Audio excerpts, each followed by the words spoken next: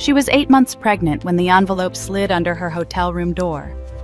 Cream-colored paper, heavy stock, hand-addressed. Making a note of the name now. She recognized the Simone company Hartwell. letterhead before she even picked it up. Make sure she Her understands husband's the company. consequences. She opened it slowly, read it once, set it down, read it again. Near the bottom, one line stopped her cold. "We do hope you can join us despite your condition." Despite your condition.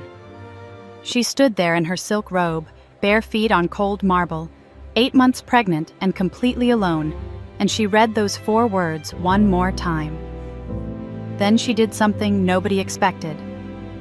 She smiled, not because it didn't hurt. It did. It hurt in the specific, clarifying way of something you already knew but hadn't yet been forced to face. She smiled because the woman who sent that envelope, the woman in the red dress, the one who had been planning this moment for weeks, who had chosen the words, chosen the cardstock, chosen to slide it under the door before sunrise. That woman had made one catastrophic mistake. She had invited the wrong person to the wrong room. Because Caroline Whitfield was not just a pregnant wife being summoned to her own humiliation. She was the silent majority investor who had saved this company with $41 million. And nobody, not the mistress, not the husband, not a single person in that 300-guest gala, knew it yet. Stay with me. Because what happens next will change the way you think about quiet women forever. This story is for every woman who was ever underestimated, who stayed quiet while building something powerful, who was handed a moment designed to break her, and used it instead to reclaim everything that was already hers. Before we begin, if this is the kind of story that makes you feel something real, hit subscribe right now. New stories like this every single week, for women who know that the most dangerous person in any room is the one everyone forgot to watch. Drop a comment below telling us, have you ever been underestimated by someone who had no idea what you were actually capable of? We read every single one, and share this with one woman in your life who needs to hear it today. She'll thank you for it. The envelope slid under the hotel room door at 6:17 in the morning. Caroline heard it before she saw it. A soft whisper of paper against marble. She was already awake. She had been awake since 4, lying on her left side with a pillow wedged under her stomach, listening to the city begin its day 14 floors below. Sleep had been difficult for the past 6 weeks. Her daughter had opinions about position, about comfort, about the precise angle at which her mother was permitted to rest. Caroline pressed one hand flat against her stomach and pushed herself upright. Slowly. Everything was slow now. 8 months of slow. She crossed the room in her robe, bare feet on cool marble, and bent to pick up the envelope, one hand on her lower back, her fingers closed around cream-colored paper, heavy stock, the kind that cost money, the kind chosen specifically to communicate that money existed. She recognized the letterhead before she fully straightened. Whitfield Enterprises, Annual Gala. The silver embossing caught the thin morning light coming through the gap in the curtains. She stood there for a moment, just stood, the envelope in her hands, the city murmuring below. She opened it. The card inside was the same cream, the same heavy stock. Her name was hand-addressed at the top, in precise, practiced cursive, not a printed label. Someone had written her name by hand, which meant someone had chosen to write her name by hand, which meant something entirely. She read it once. She set it on the vanity. She read it again. She picked up her phone, opened Garrett's contact, stared at his name on the screen. Lock, unlock, lock, unlock, lock. She did not call him. She read the card a third time, paying particular attention to one line near the bottom. The line that read, "We do hope you can join us, despite your condition, and look forward to welcoming you to this celebratory evening." Despite your condition. She said the words quietly to herself, alone in the hotel room, 8 months pregnant, her hair undone, and her feet bare on expensive marble. Despite your condition. She set the card face down on the vanity, sat on the edge of the bed, put both hands on her stomach.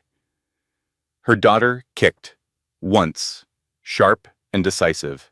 "I know," Caroline said. "I know." She opened her laptop, pulled up the public-facing page for the Whitfield Enterprises annual gala. The event Garrett had described to her just 9 days ago as a small internal gathering.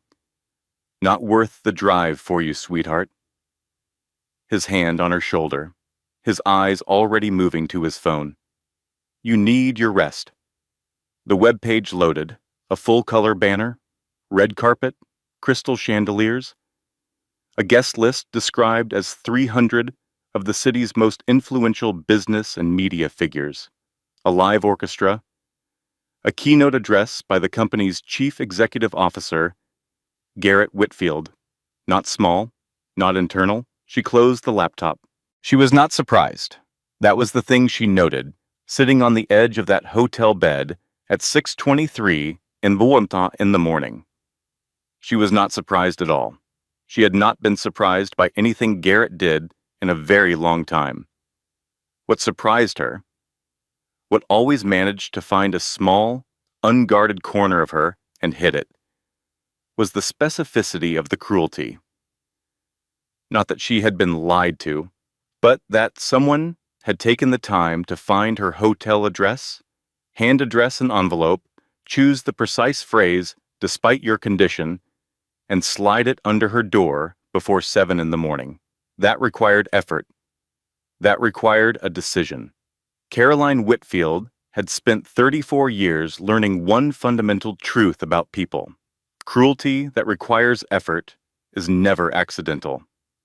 She picked up her phone again. This time she did not open Garrett's contact. She opened Miles Abernathy's. He answered on the second ring, because Miles always answered on the second ring. It was one of the things she had always respected about him. Not the first ring, that would seem desperate. Not the third, that would seem careless. The second ring, every time, like a man who had decided exactly who he was and saw no reason to perform otherwise. "Caroline," he said.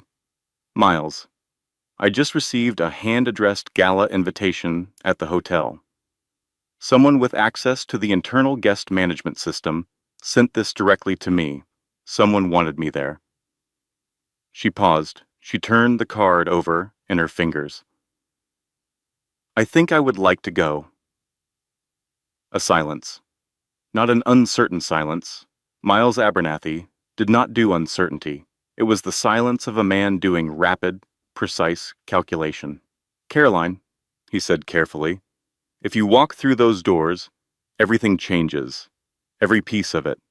The trust, the board, Garrett, the settlement timeline. Everything changes the night you walk in."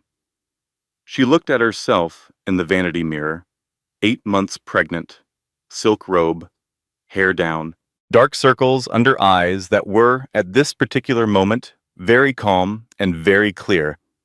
"I have been ready for 8 months, she said. Another silence. Then Miles made a sound that was almost, not quite, but almost, well, a laugh. "I'll make some calls," Vihiba said. She ended the call, set the phone down, looked at the cream card on the vanity.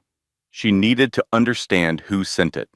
She already had a strong suspicion, but suspicion was not information, and Caroline had learned, through 34 years and one very expensive education and one grandmother who built an empire on precision, that suspicion and information were not the same thing and should never be treated as such. She also needed to understand something else. She needed to understand whether Garrett knew. She thought about calling him. She decided against it. Not yet. She would learn more from watching him than from asking him. Asking gave him time to prepare. Watching gave her truth. She stood, crossed to the window, and looked out at the city beginning its morning below. 14 floors of glass and air between her and the street, delivery trucks, early joggers, the slow orange spread of dawn over the buildings. 3 days until the gala. She had 3 days. Caroline Whitfield, who had once reorganized her grandmother's entire financial portfolio in a single weekend, decided 3 days was more than enough. She picked up the room service menu. She ordered coffee. She ordered eggs. She ordered the fruit plate she'd been having every morning for 6 weeks. Then she opened her notebook and began to write. Not a diary. Not feelings. Lists. Precise, ordered, prioritized lists. The kind her grandmother had taught her to write when she was 9 years old, sitting at the big desk in Dot's study. Learning that the difference between a woman who was acted upon and a woman who acted was usually nothing more than the presence of a good list. She wrote for 40 minutes before the coffee arrived. By the time it did, the list was complete, and the plan had already begun. She called Garrett at 8:15, not because she was ready to hear his voice, because she needed data. He answered on the 4th ring. She heard the particular quality of his breathing that meant he had been awake for some time and was choosing his words as he reached for the phone. She knew that breathing. She had been married to it for 3 years. "Hey," he said. "How are you feeling? How's your back?" He asked about her back before she said a single word. That was its own kind of information. "I'm fine," she said. "Garrett, I received a gala invitation this morning." A pause. 2 seconds. Exactly 2 seconds. She counted them. In those 2 seconds, she heard him decide what to say. Not think. Decide. There was a difference. And she had become fluent in it. "What invitation?" he said. "To the annual gala? Hand addressed. Delivered to the hotel this morning. That's strange." His voice was smooth now, adjusted, sliding into the register she thought of as reasonable Garrett. "They must have made an error with the guest list. You don't need to come, sweetheart. It's going to be a late night. Your back has been bothering you." "Sweetheart," said the way you say stay to something you want to keep still. "Who organizes the gala this year?" she asked, pleasantly, conversationally, the way she asked everything when she already knew the answer. "The events team handles it." A small pause, smaller than the first. "Simone Hargrove leads them. She's very capable, Simone Hargrove." He said it with the particular neutrality of a man who has practiced saying a specific name neutrally and has almost convinced himself he's done a good job. Almost. "I see," Caroline said. "I'll think about attending." Caroline. "Sweetheart, you really don't need to." "I'll think about it," she said again, gently, finally. "I'll talk to you soon." She ended the call before he could finish the sentence he was already composing. She sat with the phone in her lap for a moment. She thought about those 2 seconds. 2 seconds between her saying the word invitation and him saying what invitation. 2 seconds in which the version of her husband she had loved, or the version she had loved the idea of, made one final, small, quiet attempt to be something better than what he was, and failed. The failure was not the pause. People paused. The failure was what came after the pause, the choice he made, not, "What happened? Are you all right?" Not, "I didn't know about this. Let me find out." What he chose, in those 2 seconds, was a performance, a careful, practiced, loving performance of innocence. After 3 years of marriage, she deserved better than a performance. She called Petra. Petra Lawson answered on the first ring, which was how Petra did everything. Fast, direct, completely uninterested in the performance of propriety. "It's 8 in the morning," Petra said, which means something happened. "Something happened," Carolyn agreed. She read Petra the invitation, word for word. When she got to, despite your condition, she heard Petra's intake of breath. Sharp, outraged, personal. That woman sent you a duel, Petra said. Her voice was low and furious. That is a formal declaration of war dressed in $12 card stock. Who does she think you are? She thinks I'm the pregnant wife, Caroline said. She has no idea. No, she doesn't. Are you going? Caroline looked at the cream card on the vanity. She looked at the view. She looked at her reflection in the glass. Just a sliver of it. Visible in the window's surface. 8 months pregnant. Back straight. Eyes clear. I'm going to need a dress, she said. Petra made a sound. Then she stopped making that sound. Wait. Caroline. Does Simone know about the investment? About the trust? No. Does Garrett know it's you? That the trust is yours? No. A long silence. Then very quietly, oh my God, she invited the most powerful woman in that company to come watch her destroy her. She has absolutely no idea who she's dealing with. Caroline picked up her coffee. It had gone slightly cool. She drank it anyway. Nobody ever does, she said. She spent the rest of the morning making calls. Not to friends, not to family, to people who held specific pieces of information she needed, the kind of calls that took 12 minutes each and contained no small talk whatsoever, because small talk was a luxury, and Caroline was currently in the business of precision. By noon, she knew 3 things she had not known at 6:17 that morning. The first thing.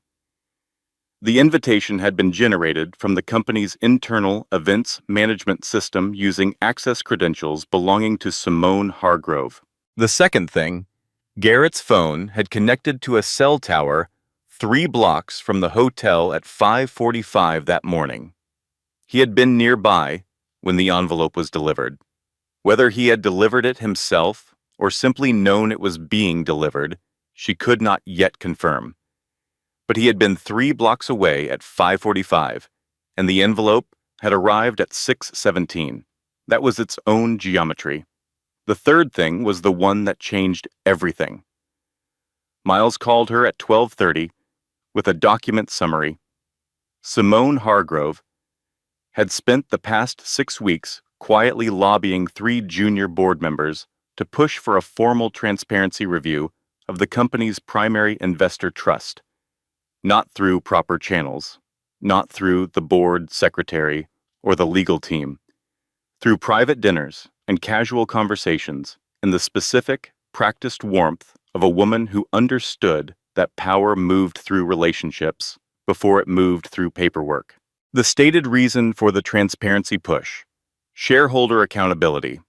The actual intention, as Miles had pieced it together from 3 separate sources, to force a public reveal of the silent investor's identity at the gala, in front of the press, in front of the full board, in a way that would allow Simone to frame the situation as a governance concern rather than a personal attack. In Simone's calculation, the silent investor would be embarrassed, would withdraw, would be replaced by someone Simone could manage. In Simone's calculation, the pregnant wife at table 17 was the collateral damage of a larger financial maneuver, not the target, just the emotional theater. What Simone did not know, what no one except Miles and Warren Duff and Dorothy Calloway's estate attorney knew, was that the silent investor and the pregnant wife were the same person. Simone had built a trap in a house she did not own. Then she had mailed an invitation to the landlord. Caroline set down her phone. She sat with that knowledge for exactly 4 minutes. She gave herself 4 minutes to feel the full, cold, clarifying weight of it. Then she stood up, pressed her hands to her lower back, and went to find the dress. She was not angry yet. That would come. For now, what she felt was something cleaner and more useful. She felt ready. The boutique was on a quiet street, 6 blocks from the hotel. Petra had found it that morning because Petra, when given a mission, operated with the focused intensity of someone who understood that details were not decoration. They were the argument. Caroline stood in the dressing room in cream-colored silk. Not white, not ivory, cream, the exact shade of the invitation envelope, which was not an accident because Caroline Whitfield did not do accidents. The dress was empire-waisted, elegantly structured around her stomach, with long sleeves and a neckline that was modest and deliberate, and somehow more powerful for its modesty. She looked at herself in the full-length mirror. She looked like money, old money, patient money, the kind that didn't need to announce itself. "You look like a statement," Petra said from the chair behind her. "That's the point," Caroline replied. The stylist, a quiet woman named Frances, who had dressed half the important women in the city and understood instinctively when to speak and when not to, made a small adjustment to the left sleeve and stepped back. "It's perfect," Frances said simply. And then she went to the front of the shop because she understood that this was not a dress fitting. It was a conversation that needed privacy. Petra waited until they were alone. Then, "Tell me about Simone." "You tell me," Caroline said. "You've been watching." Petra had been watching. For 3 months, from the careful distance of a loyal friend who understood that Caroline needed information more than she needed sympathy, Petra had been collecting. A photograph here, a name dropped at a dinner party there, the patient accumulation of small, true things. 29, Petra said. Events management degree from a good school, hired 18 months ago. Smart. Genuinely smart, I think. Good at her job, and completely convinced that she is the better option. A pause. She's not cruel by nature, I don't think. She's just decided you're not real. Not real. Caroline turned that phrase in her mind. She looked at her reflection. People do that, she said slowly. They make you smaller in their minds until you barely exist. It's easier that way. It's easier to take something from someone who isn't quite a person yet. Petra was quiet. I did it too, Caroline said, and Petra looked up, surprised. To myself, I made myself smaller. Every dinner party where he introduced me as his wife, who used to work in arts administration. Every weekend, I stayed quiet when he talked over me. Every time I reorganized my feelings into something more convenient and less inconvenient. She smoothed the silk over her stomach. I helped them. I helped both of them make me smaller. I got so good at it, I almost forgot what size I actually was. Petra stood up and came to stand beside her, looking at both their reflections in the mirror. You were never small, Petra said. No, Caroline agreed. I wasn't. I just kept acting like I was. There's a difference. They stood there for a moment. The city moved outside the window. Someone's heels clicked past on the sidewalk. The silk settled around Caroline's stomach, warm and deliberate. The drive back to the hotel was quiet. Caroline sat in the back of the car and let the city move past the window. She thought about her grandmother. Dorothy Calloway had been a woman who built things. Not loudly, not in the way that required constant acknowledgement. She built in the patient, compounding way of someone who understood that real power didn't need an audience. Dot had started with a single textile warehouse in 1972 and had ended 40 years later with a portfolio that crossed 3 states and 2 industries, managed with the same methodical, unhurried precision she brought to everything. She had chosen Caroline as her heir not because Caroline was the oldest grandchild, or the most academically decorated, or the most professionally impressive at the time of the will's writing. She had chosen Caroline because Caroline was the one who sat at the big desk and asked the right questions. Not, how much is it worth? But, why does it work? Not, what do we have? But, what does it mean? Dot had seen something in Caroline that Caroline was still at 34 and 8 months pregnant and sitting in the back of a car in a cream silk dress, working to fully claim. She pressed her hand to her stomach. Her daughter shifted, slow, rolling movement, settling in. I know, Caroline said softly. I know. We're doing this. The car pulled into the hotel garage. She sat for another moment after the driver turned off the engine. She thought about the past 3 years, not in the consuming, flooding way of grief. That would come later. She knew it would come. There would be a time and a place for it, but in the precise, diagnostic way of a woman taking inventory. She thought about the dinner party 14 months ago where Garrett had told a story about their first date, a story she was present for, that had somehow smoothed away every one of her words and replaced them with his. She had sat at that table and heard herself become a character in his story, rather than a participant in her own life, and she had laughed at the right moments and touched his arm at the right moment and said nothing. She thought about the Sunday morning she had found Simone's name in his phone, saved professionally, correctly, with the company title attached. How she had stood in the bathroom for 23 minutes. How she had splashed cold water on her face and gone back to bed and said nothing. She thought about the folder on her phone, the one labeled Recipes. Inside it, 12 photographs, receipts from restaurants she had never been taken to, a screenshot of a hotel reservation confirmation that had appeared briefly in his email before he changed his password. The photograph Petra had sent her 3 weeks ago. Garrett and Simone leaving a restaurant at 11 at night, his hand at the small of her back, brief and natural, the touch of a man who has forgotten to be careful. She had never shown him the folder. She had never named it. She had simply added to it, methodically, one small, true thing at a time, in the patient way her grandmother had taught her, not because she was afraid, because she was building something.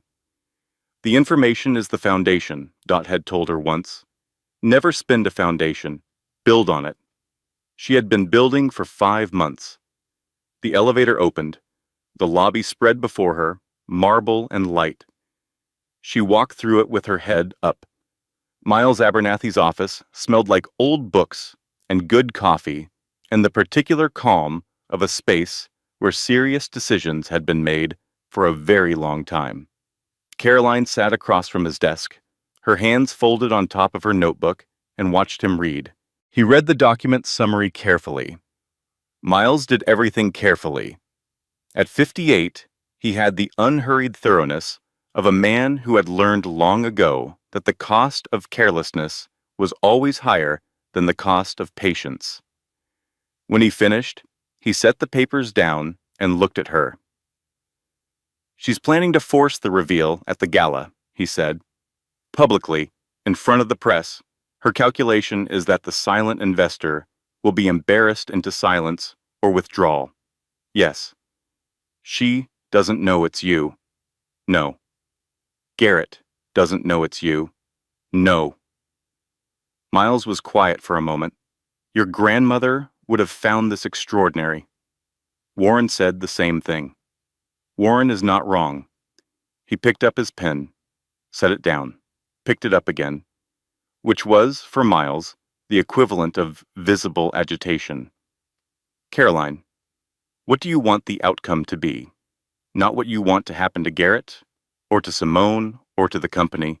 What do you want your life to look like on the other side of Thursday night? It was the right question. It was always the right question. And Miles had been asking versions of it for 11 years, since he first sat across from Dorothy Calloway and learned that the most powerful thing you could do before any negotiation was know exactly what you wanted, before the room filled up with other people's wanting. I want my daughter's financial future secured, Caroline said. I want my position in the trust formalized and on record. I want to be visible, not Mrs. Garrett Whitfield, Caroline Calloway Whitfield, investor of record, She paused. And I want to walk into that room and out of it, with my dignity completely intact. Miles nodded slowly. Not destruction. Not destruction. I don't want to burn it down. I want to walk out carrying what's mine. That, Miles said, is exactly what your grandmother would have said. He began to write. The plan took 2 hours to build. When it was done, it occupied 4 pages in Miles's precise handwriting and involved a voluntary investor disclosure filing, a conversation with Warren Duff, the presence of one specific document at the gala, and Caroline's willingness to be in the right room at the right moment. It was not complicated. Real power rarely required complexity. It required only positioning and timing and the willingness to be present when everything shifted. After Miles, she met with Warren Duff at a private club 3 blocks from the financial district. Warren was 62, gray-haired, broad-shouldered, with the kind of face that had clearly once been handsome and had settled into something better. A face that had been tested and had held. He stood when she entered the room, which she had always appreciated about him. "Caroline Whitfield," he said, "you look well." "Thank you, Warren. You look like you're about to do something that makes me slightly nervous." She sat across from him and told him the plan. He listened without interrupting, which was the mark of a man who understood that interrupting someone mid-plan was how you ended up with half a picture. When she finished, he was quiet for a moment. Then he said, "The 3 junior members are still with her. 2 are undecided. My 4 will follow my lead. They just don't know yet that it's you they've been following all along. Can you give me 48 hours? What are you going to do with 48 hours? Let her finish building the trap." He looked at her for a long moment. Then he picked up his drink, set it down without sipping, shook his head slowly, not in disagreement, but in something that looked very much like wonder. "Dorothy Calloway would have loved this," he said. "You're the second person who's told me that today. It keeps being true." She drove back to the hotel in the early evening. Garrett called at 6. She let it go to voicemail. Not because she was afraid of what he'd say, because she didn't have 45 minutes to spare on a conversation that would be, at its core, a performance. His voicemail was exactly what she expected. Warm, reasonable, a gentle suggestion that the gala was really not the right environment for her, given everything, and that he was only thinking of the baby, and that they should talk when she was feeling up to it. She deleted it, added it mentally to the folder labeled recipes. Then Helen Whitfield called. Caroline answered this one. Helen's voice was clipped and careful. Helen did everything clipped and careful. In 3 years of marriage, Caroline had received exactly 3 moments of genuine warmth from her mother-in-law. She had cataloged them, those 3 moments, because they were genuinely remarkable in their rarity. "I heard you received an invitation," Helen said. "Garrett is concerned you might make things difficult." Difficult. The word landed like a small stone, dropped from a very high place. "I wouldn't dream of making things difficult, Helen," Caroline said pleasantly. "Good. I really do think, in your condition—" "I'll see you at the gala, Helen," Caroline said, with the full warmth of a woman who meant every word. "Thank you so much for calling." She ended the call. She sat for a moment in the careful stillness after she thought how many women had agreed, without ever being asked, to make her smaller. Helen, who called to tell her to stay home. Garrett, who said, "Sweetheart," like a leash. Simone, who hand-addressed an envelope to a woman she'd decided wasn't real. Even the friends who had gone quiet at dinner parties when Garrett told his stories. Even the women who had nodded. None of them had meant to be part of it. That was the most complicated thing. None of them had sat down and decided to diminish Caroline Whitfield. It had happened in small increments, in pauses and nods and the gentle, accumulated social agreement that some women were more visible than others. She was done with the agreement. She opened her notebook, added 3 lines to the list. 2 days remaining.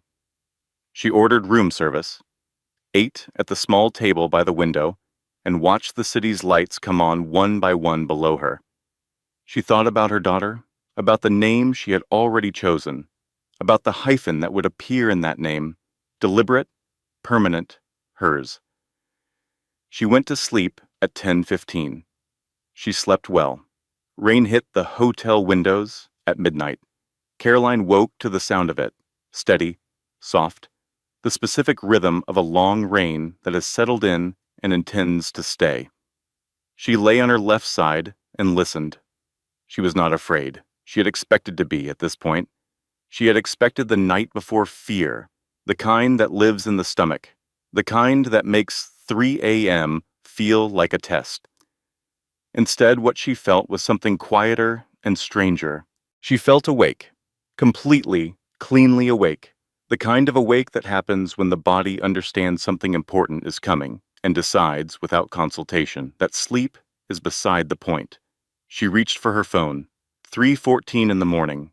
She opened the browser. She did not search for Simone. She did not search for Garrett. She did not search for the company or the board or the trust disclosure process, all of which she already knew entirely. She searched for her daughter. What to tell your daughter about staying too long. What to say about quiet power and when to use it. How to teach a girl to know what she is worth before someone else decides for her. She read for 20 minutes. The articles were mostly inadequate, earnest and well-meaning and somehow beside the point, like advice written by people who had never actually been in the specific room she was describing. She closed the browser. She lay in the dark and talked to her daughter instead, not out loud. In the private, continuous conversation she had been having since she was 5 months along, when the movement first became undeniable and she understood, in the particular bone-deep way of impending mothers, that she was never alone anymore and would not be again. I am going to tell you the truth, she thought, about all of it. When you are old enough. Not a cleaned-up version, not the version where your father was a villain and your mother was a saint, because neither of those things is entirely true. The real version. The one where your mother stayed too long because she loved something that was not quite real, and then stopped staying because she loved something that was entirely real. You were entirely real. You were the most real thing I had ever encountered. The rain softened. The clock moved to 3:47. Petra texted, then called. Even Petra, who did not understand the concept of appropriate hours, waited for Caroline to pick up before speaking. The seating chart, Petra said. Her voice was carefully controlled in the way of someone sitting on something large. I got a copy from someone who works the venue. Tell me. Table 17, the far corner, junior administrative staff and their guests. A silence. She seated the majority investor of Whitfield Enterprises at the junior administrative staff table. Petra said, as if saying it aloud helped her believe it. In the corner, farthest from the main stage, farthest from the cameras, farthest from every board member and press contact in the room. Carolyn processed this. She thought about the geometry of it, the deliberate, architectural thoroughness of placing her exactly there, in that corner, visible enough to witness the evening's events, but positioned clearly as audience rather than participant. It was almost elegant in its way. You had to give Simone credit for thoroughness. And then Caroline did something that surprised even herself. She laughed. Long, genuine, slightly exhausted laughter that came from somewhere below the plan and below the preparation and below all the careful, patient strategy, from some deeper place that recognized, suddenly and completely, the absolute audacity of the situation.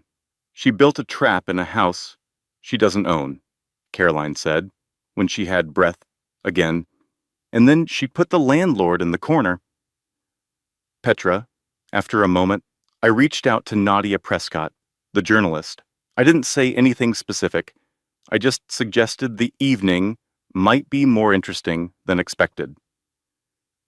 Caroline stopped laughing, not with alarm, with the particular sharpened attention of someone who has just been handed a piece she hadn't yet placed on the board. "Good," she said. "Good?" "Yes, good." She shifted her position, propped herself against the pillows. Nadia is careful. She won't move until she understands what she's seeing, but she'll be watching from the moment she arrives. And when the moment comes, she paused. Truth should have a witness. She ended the call at 4:20. Lay in the renewed quiet. The rain had stopped.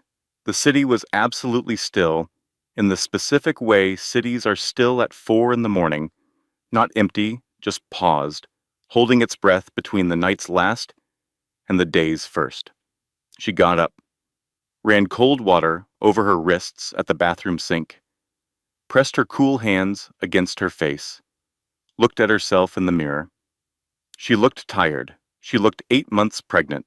She looked in the honest overhead light of a hotel bathroom at 4 in the morning, like a woman who had been carrying a great deal for a very long time and had not put it down. She thought, I wanted this to be different. I want that acknowledged somewhere, even if only here in this bathroom at this hour, with no audience. I wanted him to be different. I wanted us to be different. I spent 3 years and an enormous amount of quiet energy trying to want the right things into existence. That is not stupidity. That is love.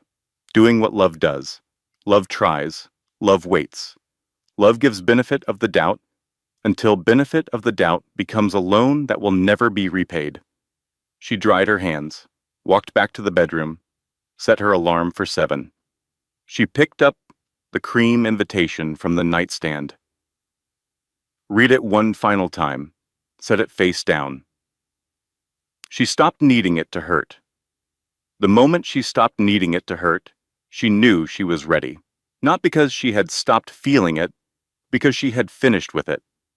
She had extracted everything it had to teach her, and now it was just paper.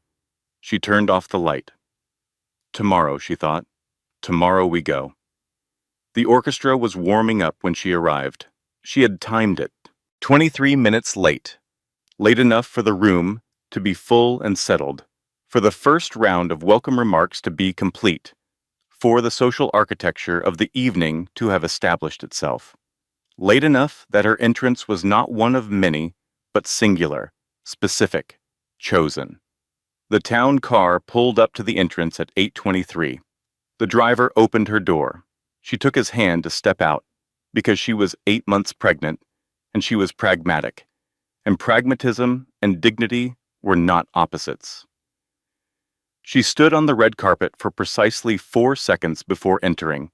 Cream silk, her grandmother's pearl earrings, her hair up in a simple, deliberate style that had taken Frances 40 minutes and looked like it had taken 40 seconds. No jewelry except the earrings, and the watch Dot had left her, a plain gold watch, vintage, the kind that told time and nothing else and needed to say nothing else. She walked in. The room did what rooms do when someone with genuine presence enters. It did not stop. It shifted. A subtle, involuntary, collective recalibration, the way a conversation in a restaurant pauses briefly when the door opens on a cold night. Heads turned in the practiced, lateral way of people who were trying not to appear to look. She did not scan the room. She walked toward the bar, ordered sparkling water with lime, accepted it, turned. Warren Duff saw her first. He was at table 2, and his face did something that was not quite a smile. More the expression of a man watching a long chess game arrive at a position he has been anticipating. He raised his glass a fraction. She inclined her head. Garrett saw her second. He was near the stage, standing with 2 board members, and a woman she recognized from the company's marketing division. She watched his face go through three expressions in fast succession. First, surprise.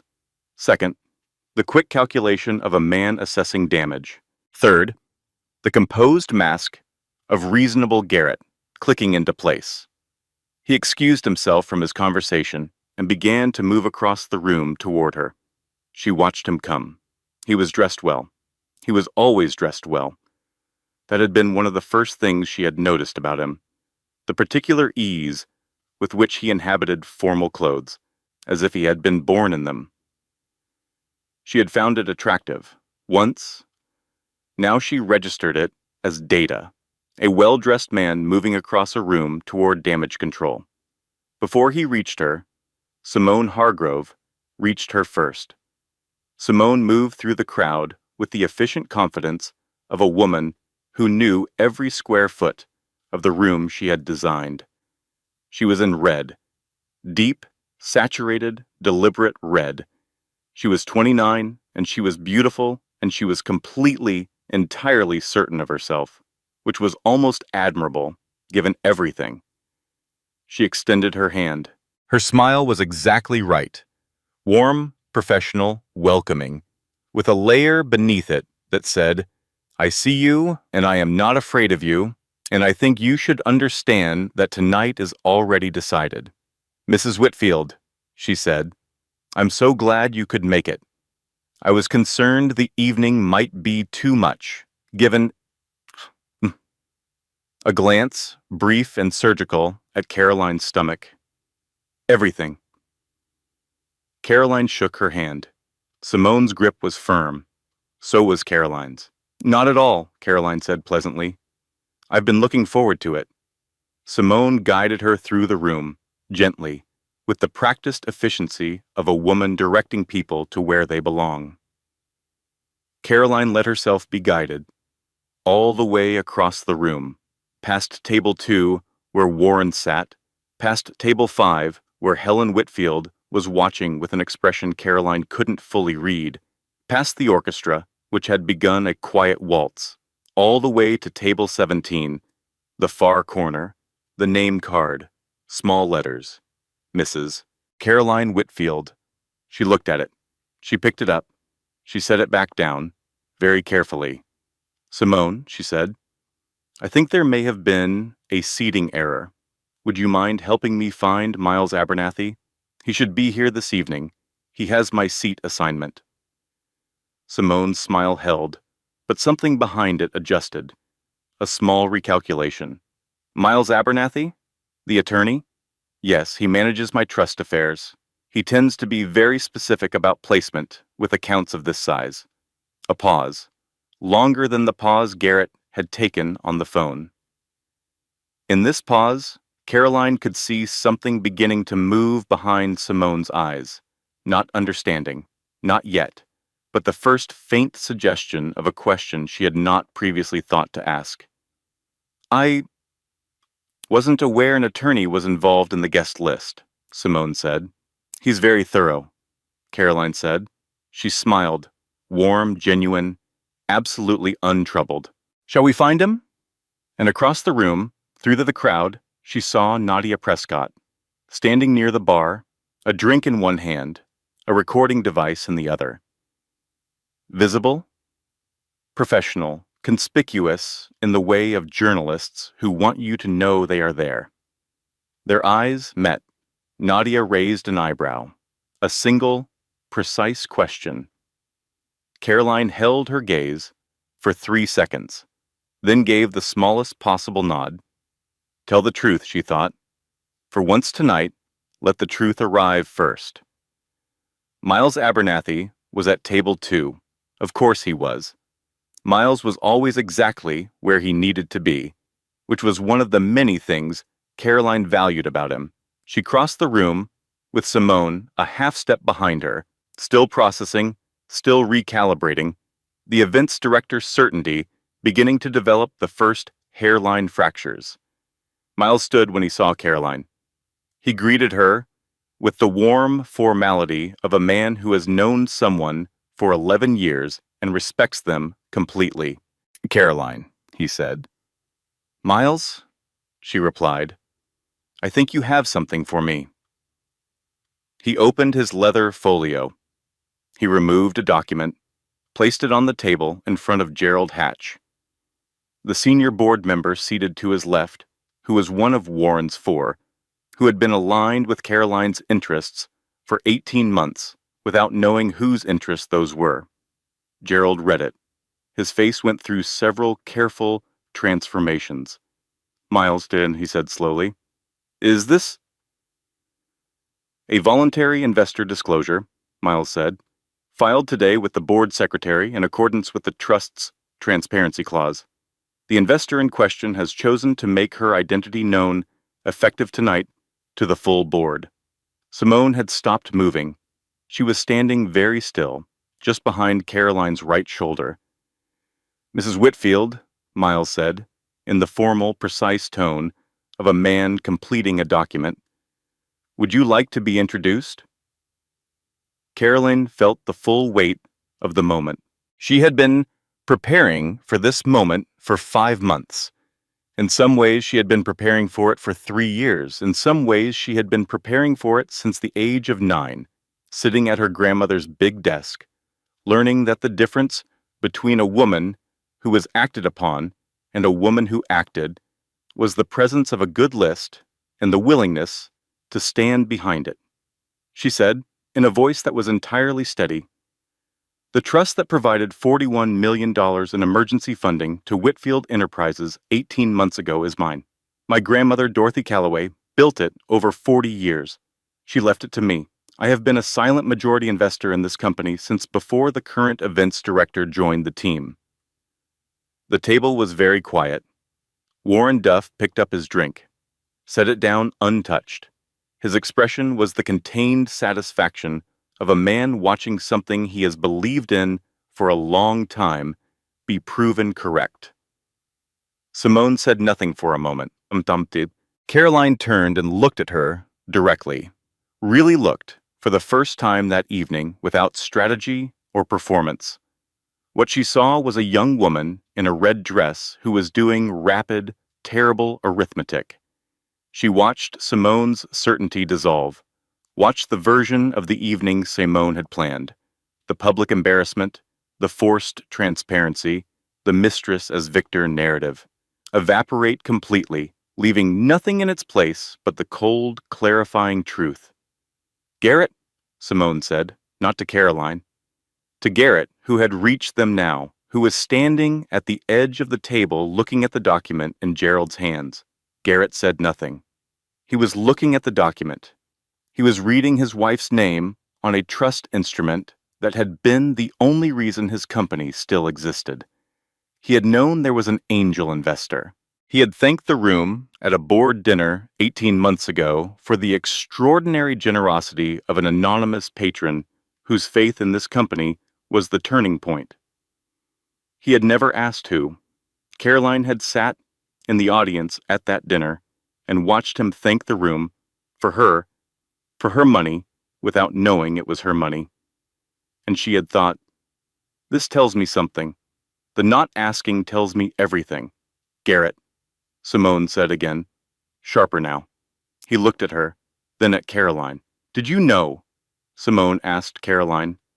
Her voice had stripped itself of its professional finish. What remained was something rawer, something Caroline recognized as genuine shock. "When you married him, did you already know you were going to do this?" "I married him because I loved him," Caroline said. Simply, truly. "I protected my investment because I am my grandmother's granddaughter." Those were 2 separate decisions made for 2 separate reasons. She paused. "Your invitation helped me make a third one." Simone looked at her for a long moment. Then she looked at Garrett. Then she looked at the document still open on the table. Then she looked at nothing in particular, in the way of someone recalculating a situation so thoroughly that no single object in the room requires focus. She picked up her clutch from where it had been resting on a nearby chair. She straightened her dress. She looked at Caroline one final time, Not with hatred, Caroline noted, with something more complicated, something that might, given years and distance, eventually become respect. "Excuse me," she said, with remarkable composure, and began to move toward the exit. Quietly, without drama, without a scene, Nadia Prescott was already moving, not toward Simone, toward Miles, toward the document, toward the story. Warren Duff finally sipped his drink. Caroline sat down at table 2. Her back ached from standing. Her daughter was pushing against her ribs with what felt like insistence. "I know," she murmured. "I know. Almost done." Garrett moved first. He was good in rooms. He had always been good in rooms. It was one of the genuine things she had loved about him, before she understood that it was a skill deployed in service of whatever the room required, rather than whatever the truth required. He moved toward the center of the crowd with the calm authority of a man who had not yet admitted to himself that the situation had left his control. And he began speaking in his warm, confident public voice about family business matters and private conversations, and not letting a small misunderstanding interrupt a wonderful evening. The board members watched him. Several of them were looking at Gerald Hatch's copy of the disclosure document while they watched him. The arithmetic was not complicated. The math of who held the most significant financial stake in the room was simple and clear. Warren Duff waited until Garrett finished his second sentence, then mildly, with the absolute authority of a man who has sat on boards for 30 years and understands exactly how much weight 7 words can carry in the right room. "Garrett, perhaps you should sit down." Garrett sat down. The room absorbed this, not dramatically, in the way of people in formal settings who process significant information while maintaining the appearance of normalcy, because maintaining the appearance of normalcy is itself a kind of power, and everyone present knew it. Nadia Prescott had found Miles. They were speaking in the low, careful voices of a journalist and an attorney who both understand exactly what they are looking at and how to document it properly. Caroline sat at table 2 and let the evening arrange itself around her. Helen Whitfield crossed the room at 9:10. She moved slowly, carefully, with the considered gait of a woman who was aware that people were watching and was choosing, deliberately, where to direct her steps. She stopped in front of Caroline. "I called you this morning," Helen said. "I told you to stay home." "You did," Caroline said. Helen looked at her. The expression on her face was one Caroline had not seen before. Not the clipped politeness, not the careful warmth of good occasions, not the subtle coolness that had characterized most of their relationship. What was on Helen Whitfield's face at that moment was something much older, something that looked like the specific grief of a woman who had watched something happen and participated in it without fully understanding what she was participating in. "I didn't know," Helen said. 3 words, not an apology exactly, not a defense, the acknowledgement of a woman looking clearly at her own role in something and finding it uncomfortable. "I know," Caroline said, and she did know. That was the complicated truth of it. Helen had not set out to diminish her. Helen had simply accepted a version of Caroline that others offered and never thought to verify it against the original. Helen sat down, at table 2, next to Caroline. She did not speak again for a long time, but she stayed, and that, Caroline thought, was its own small thing, the sitting down and staying. Miles brought her water. Warren Duff spoke briefly with 3 board members in succession, each conversation 2 minutes or less, each ending with a nod. Gerald Hatch made a call. The disclosure document circulated, quietly and with great efficiency, to the 4 board members who needed to see it before the evening was done. Simone's empty chair at the events director's table was something Caroline noticed and then let go of. There was no satisfaction in it. The chair was empty because a 29-year-old woman who had made serious errors in judgment was on her way home, and that was not victory. It was just the natural consequence of arithmetic finally being done correctly. Garrett found her near the terrace doors at 9:30, away from the tables, away from the board members and the journalists and his mother. He had waited until the room had shifted into the later, looser stage of the evening, when conversations became more private and the orchestra played softer. He stood across from her. He looked for the first time that evening, possibly for the first time in longer than that, like himself. Not reasonable Garrett, not CEO Garrett, just the man she had met at a gallery opening 6 years ago, who had been standing in front of a painting she liked and said something honest and slightly self-deprecating about not understanding what he was looking at. She had loved him from almost that first moment. She wanted him to know that. It seemed important here that he know it. "Why didn't you tell me?" His voice was quiet, raw in a way she hadn't heard in a long time. "The investment, the trust. Why didn't you tell me it was you?" "Because I wanted to see what you would do with someone else's money," she said. "Before you knew it was mine. You did exactly what I expected." She paused. "You managed it. You ran it well, mostly. You're genuinely good at the actual work, Garrett. That was always true." He looked at his shoes, then at her. "I'm sorry," he said. And she believed him. She believed the sorrow was real. What she was less certain of was whether he understood precisely what he was sorry for, or whether the sorrow was the broad, ambient kind that arrives when consequences become undeniable. "I know," she said. "I believe that." He reached for her hand. She did not pull away. She let him hold it for a moment, looked at his hand on hers, thought about 6 years, thought about the gallery, thought about the version of him she had loved. "I loved you, Garrett," she said.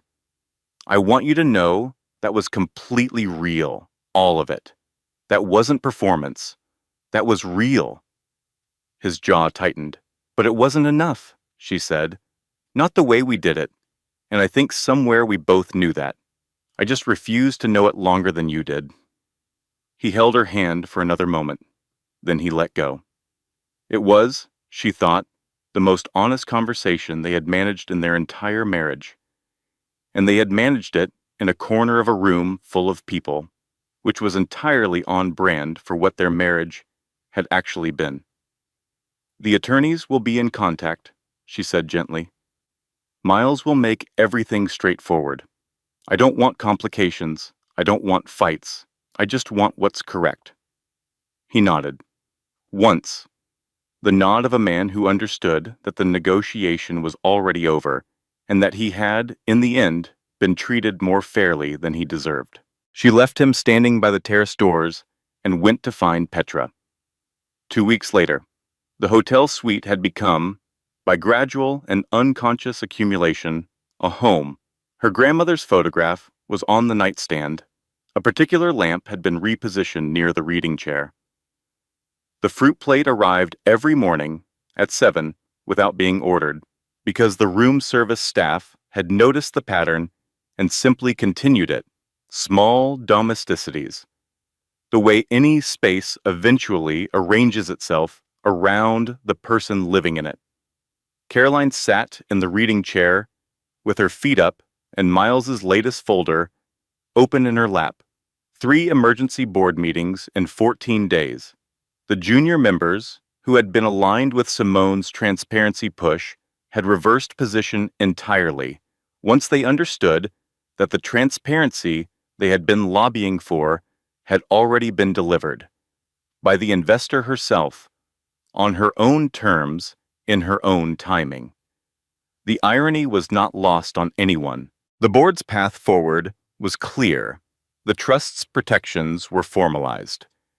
Caroline's identity as majority investor was on record, public, unambiguous.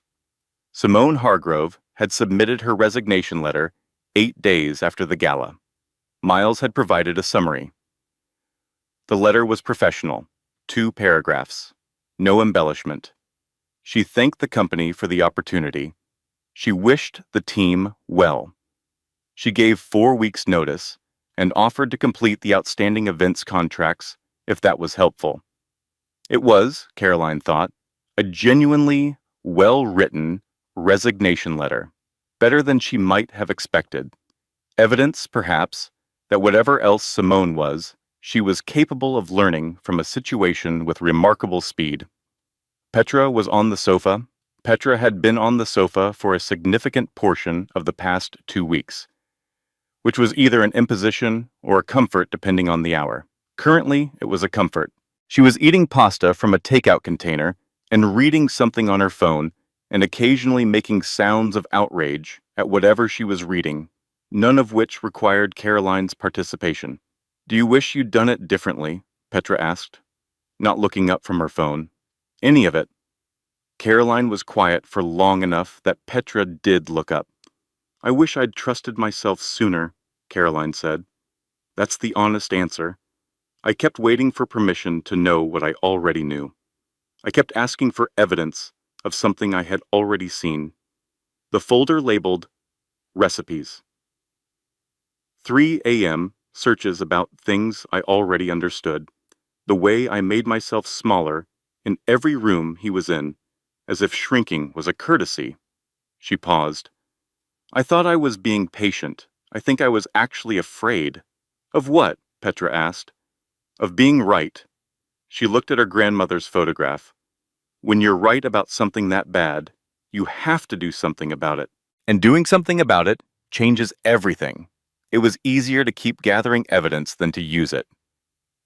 Petra set down her pasta. "But then you did use it," Petra said. "Then I did use it," Caroline agreed. She thought about the months of preparation, the quiet, methodical building she had done in the space between knowing and acting. She did not regret the time.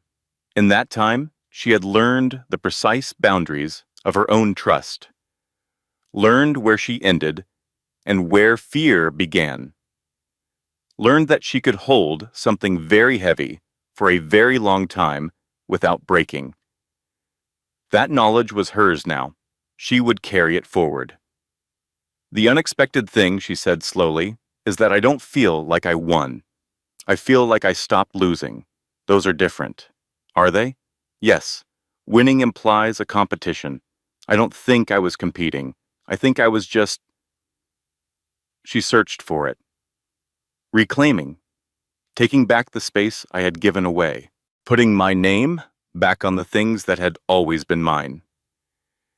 She opened the folder again, read the top document, her name, in full, as a board member of Whitfield Enterprises. Dorothy Calloway Whitfield, investor of record and board member elect. Hyphenated, both names, her grandmother's and her own. Not Mrs. Garrett Whitfield, not the silent investor, not the pregnant wife in the corner. Dorothy Calloway Whitfield. The name her grandmother had given her lineage and the name she had built herself together on a legal document, permanent and on record. She folded the folder closed and rested it on her stomach. Her daughter pushed against it gently, as if reading by pressure. "She's going to be something," Petra said fondly. "Yes," Caroline agreed. "She is." There was one more thing in the folder. Miles had placed it at the back, with a small yellow sticky note that said simply, "Arrived this morning. Thought you should see it." It was a handwritten note, plain notepaper, no letterhead. She recognized the handwriting from the gala invitation, the same precise, practiced cursive. Simone. She read it. "I am not going to make excuses for what I did.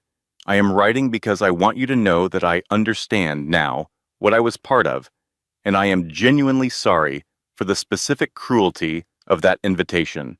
I think I convinced myself you weren't fully real, that you were an obstacle rather than a person. That is the lie people tell themselves to do unkind things. It is not something I intend to do again.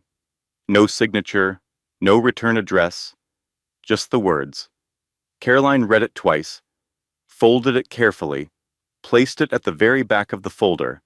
She thought about Simone, 29, brilliant, had been handed a man who made promises he could not keep, had built a plan on a foundation of false information, had found out, in the worst possible way, that the map she had been given was not the territory. That was its own education. It would cost her. It already had. But you could survive the cost of learning something true, even when you learned it the hard way. The unexpected win, Caroline said softly, mostly to herself. Petra looked at her. What? Something my grandmother used to say? About the endings you don't expect. The good ones. She held the closed folder against her chest for a moment. Dot said that the endings you plan for are rarely the best ones. The best ones are the ones that arrive from directions you weren't watching. Outside the window, the city was doing its afternoon thing. Fully alive, fully itself, entirely indifferent to any particular person's private reckoning, which was exactly the right amount of perspective. Caroline closed her eyes, put her feet flat on the floor, breathed. 3 more days until her due date. She was ready for this too. Dorothy June Calloway Whitfield arrived on a Tuesday. 4 hours of labor. No particular drama. As if she had reviewed the situation and decided efficiency was the appropriate response. She was born at 6:42 in the morning, when the city was just beginning its day and the light coming through the delivery room window was the specific early gold that only exists in the first 20 minutes after sunrise. Caroline had always liked that light. It seemed right that her daughter would choose it. Dr. Tillman placed her in Caroline's arms. She was small, warm, absolutely certain of herself, in the way of people who have not yet learned to doubt.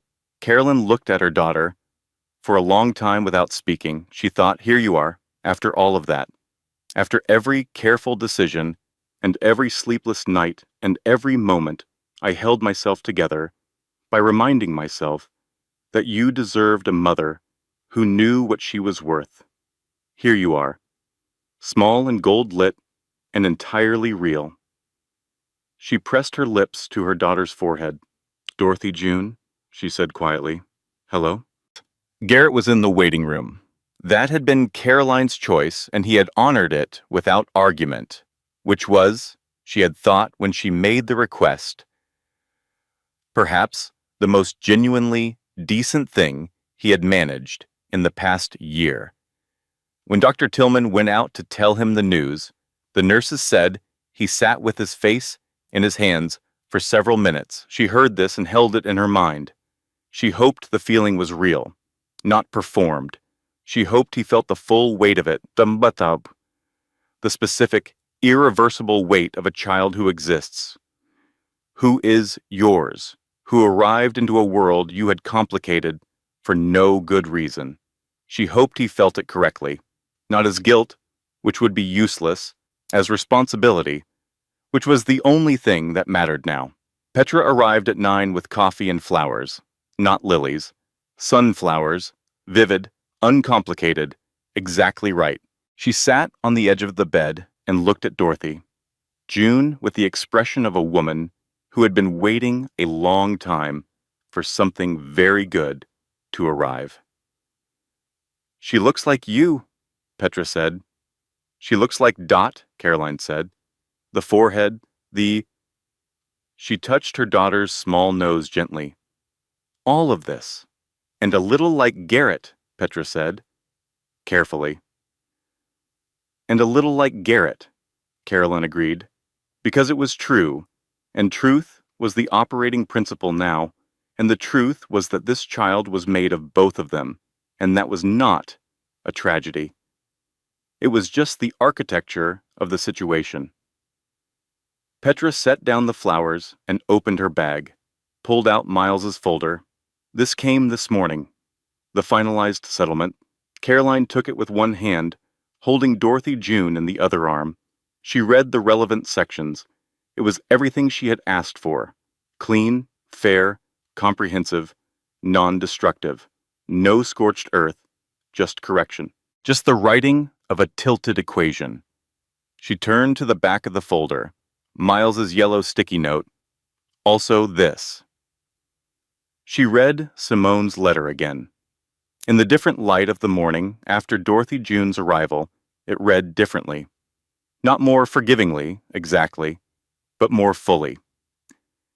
The specific texture of genuine remorse, which is never as clean as guilt and never as simple as apology, but exists in between them, in the space where a person truly reckons with what they have done. She would never be friends with Simone Hargrove. That was not the shape of this, but she could hold the letter and what it represented and let it exist alongside everything else without needing to resolve it into something simpler. Garrett came in at 11. He had been permitted in now. The urgent part had passed, the territory had settled, and what remained between them was the long, complicated, necessary work of raising a child together from a distance, which required, above all else, the willingness to be decent to each other in the presence of someone who would remember everything. He stood at the foot of the bed. He looked at his daughter. Something crossed his face that Caroline recognized as genuine. Not performed, not managed. The real thing, arriving without his permission. He held out his arms. She placed Dorothy June carefully into them. He held her with the careful, astonished terror of a man holding something he fully understands is the most important thing he has ever held. He stopped, started again. She looks like you. She looks like my grandmother, Caroline said. Yes? A long pause. And maybe a little like me. Maybe a little like you, she agreed. They sat in the same room, without performing anything for anyone, without reasonable Garrett and without prepared Caroline. Just two people who had loved each other imperfectly and produced something perfect, sitting with the weight of that on a Tuesday morning. I'm going to be a good father, he said. Not a promise made to her, a decision stated aloud. I think you will be, she said, and she meant it. She had always thought he was capable of the genuine things, when the performance was not in the way. He stayed for 40 minutes. When he left, he touched Dorothy June's cheek with one finger, very gently, and said nothing. The door closed. Petra, who had been performing elaborate disinterest near the window for the entirety of this exchange, turned around. Okay, she said. That was a lot. Yes, Caroline agreed. Are you? I'm good, Caroline said. I'm genuinely, actually good. And she was. Not the performed good, not the managed good.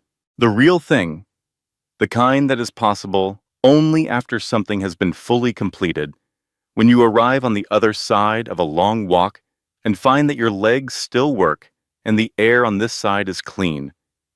She looked at Dorothy June. Her daughter was asleep, which she had been for most of the morning, apparently finding the entire situation of existence requiring substantial rest. Warren Duff called at 2 in the afternoon, brief and warm. Board meeting next Thursday, he said. Your first as a voting member, if you're ready. I'll be there, she said. Your grandmother would have. I know, she said. I know, thank you, Warren. She ended the call, sat in the afternoon quiet. She thought about the cream envelope sliding under the hotel door. She thought about those 2 seconds of silence on the phone, Garrett deciding who to be. She thought about the folder labeled recipes, about 3 a.m. searches, about table 17 and the stylist named Francis, who said it's perfect and stepped away. About Petra saying that woman sent you a duel, about Warren saying perhaps you should sit down, about Simone walking out with her clutch and her dignity intact, which was a choice Caroline had privately respected. She thought about her grandmother at the big desk, the lists, the patient, compounding work of building something real. She thought about the night in the hotel bathroom at 4 in the morning, pressing cold hands against her face, looking at a woman who had been carrying too much for too long. She had put it down now, not all of it. She would carry some of it always, because that was the cost of loving things that didn't work out, and the cost was not nothing, and she was not going to pretend it was. But the heaviest parts, the pretending, the performing, the accumulated weight of all those rooms in which she had made herself smaller, she had put those down. What she was carrying now was different, lighter somehow, despite being more real. Dorothy June made a small sound in her sleep. Not distress, just the sound of a person dreaming. Caroline reached out and held one small fist in her hand. She thought about what she wanted to tell her daughter when the time came. Not a cleaned-up version, the real one. I stayed too long because I loved something that wasn't quite real, and then I stopped staying because I loved something that was entirely real.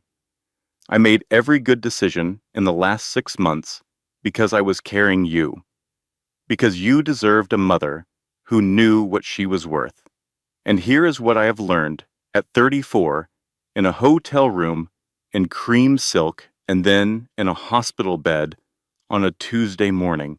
The prison door was unlocked the whole time. I was the one standing in front of it, not guarding it against others, guarding it against myself, against the version of me who knew what she was worth and was afraid of what would happen when she finally acted like it. You won't make that particular mistake, not because your life will be easier than mine. It won't be. Life is not easier than mine for people who see clearly, but because you will have been carried through the moment when your mother stopped guarding the door. You were there.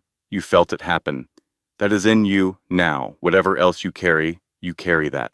The afternoon light moved across the hospital floor, slow and golden, the way good light does, without hurry, covering everything equally. Caroline Calloway Whitfield, investor of record, board member-elect, sat in that light with her daughter in her arms. She took a long, steady breath, the kind of breath you take at the beginning of things. She began. Editorial note: the content of this story, every scene, every character, every emotional beat, was carefully researched, constructed, and manually edited by our team with the sole purpose of bringing you meaning, perspective, and a story worth your time. We hope it stays with you long after it ends.